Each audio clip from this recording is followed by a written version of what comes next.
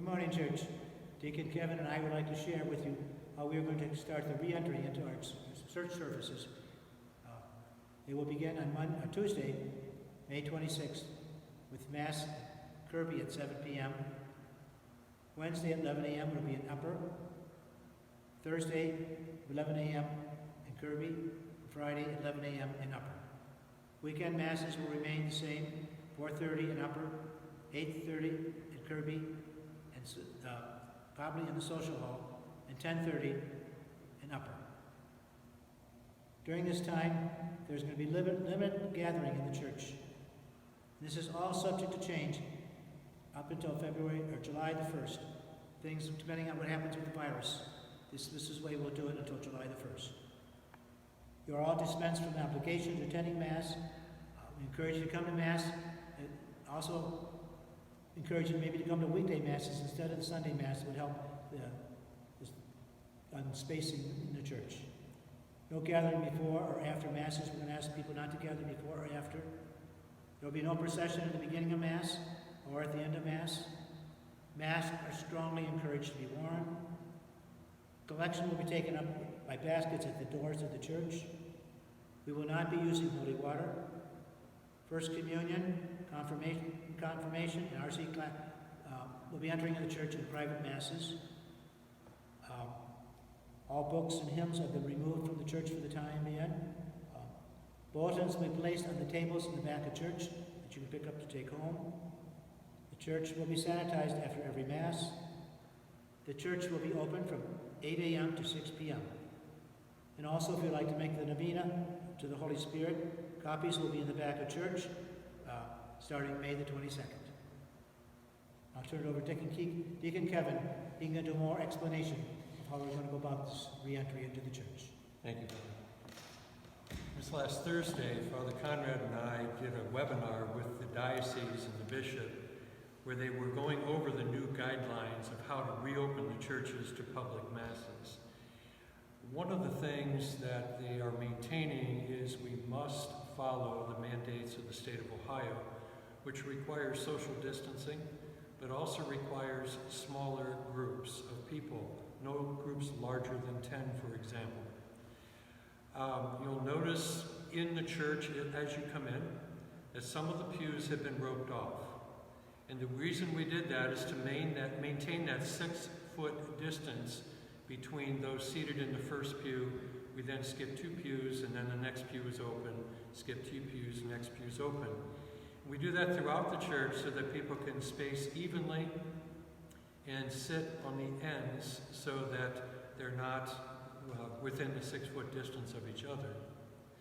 Families who live together can sit together, but extended families will need their own separate areas, again, maintaining that 6-foot distance. The bishop has also asked us to come up with a maximum number of people that we can accommodate in our church spaces, because each church is different, each church is unique. Now, here in Upper, we've calculated, based on the position of the pews, the most that we can fit in here will be 112 people. And we ask you to please honor that. We're going to be asking hospitality to help us with that, to seat people, and to kind of ensure that those social distances are being maintained. Please have patience with us.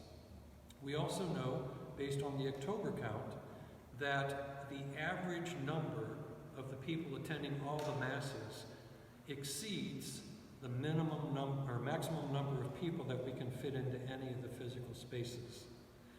For the first weekend, we are going to try and see how it works for the 4:30, 8:30, and 10:30 Masses. As we experience the number of people coming, we realize that we may have to add additional Masses in order to accommodate everybody and still maintain the numbers properly. So please have patience with us as we try to figure this out. Our goal is for everyone to experience the Eucharist and come back, but we have to do it safely. We have to do it without endangering or risking anyone's life or health.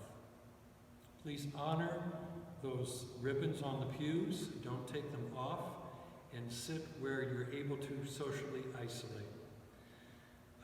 We will have hand sanitizing stations at the entrance of the church. You are encouraged to obviously wash your hands before you come to church, but please use the hand sanitization when you first come in, and you may certainly use it again as you leave. As Father noted, there'll be bulletins placed on tables in the back of the church. We will only have the center entrance open. The side entrances will not be opened.